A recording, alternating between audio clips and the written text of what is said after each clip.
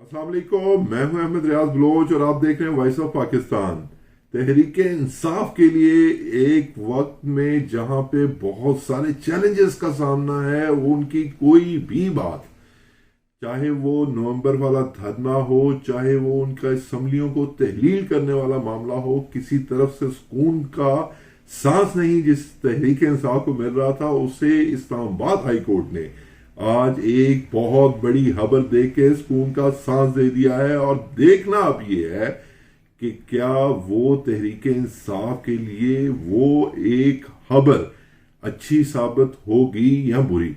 हुआ ये कि 27 नवंबर को इलेक्शन कमीशन ने इलेक्शन से तकरीबन 4 दिन कबल एक इस्लामाबाद हाई कोर्ट में दरखास्त दायर की, जिसमें उनका कहना यह था इलेक्शन कमीशन का कि इस्लामाबाद के जो बल्दियाती इलेक्शन है वो किसी वजूहात की बिना पर नहीं हो सकते, इसलिए इस इलेक्शंस को, बल्दियाती इलेक्शंस को ताहीर दी जाए या उस पर मजीद वक्त दिया जाए।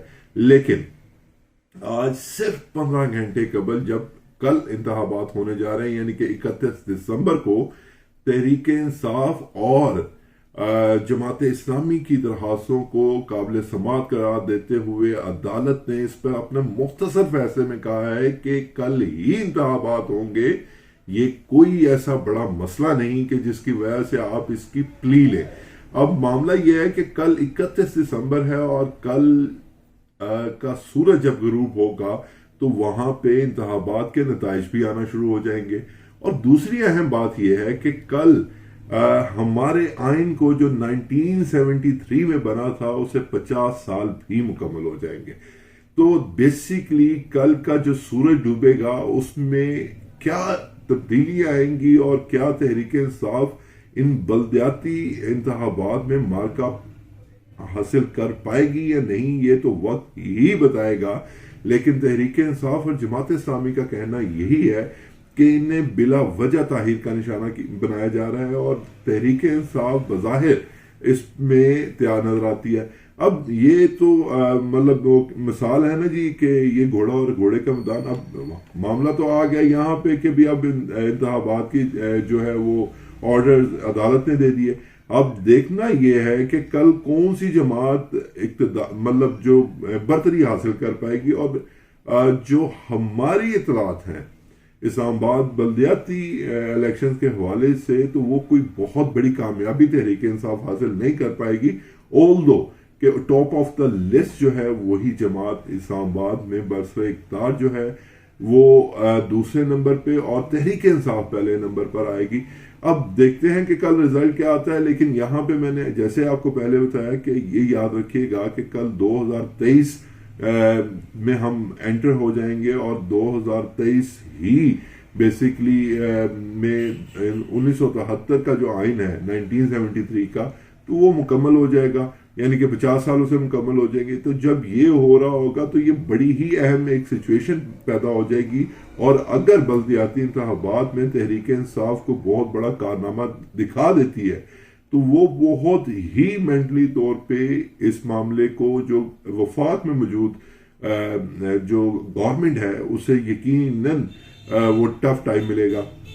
अब मामला ये इसके अलावा है कि अगर आप देखें तो जो इस एक टेक्नोक्रेट्स के हवाले से अफवाहें गर्दिश कर रही थी और उस पर असद कैसर साहब ने कल हामिद मीर साहब के प्रोग्राम में बैठ कर ये कहा कि ऑनलाइन खिताब करते हुए, यानी कि ऑनलाइन उन्हें एक इंटरव्यू में हिस्सा बनते हुए ये कहा कि मुझे किसी हुकूमती नुमाइंदे ने ये बात की कि तवील टर्म यानी कि तवील मुद्दती जो है वो लॉन्ग मतलब हम जो है वो टेक्नोक्रेट सेटअप्स ले आते हैं।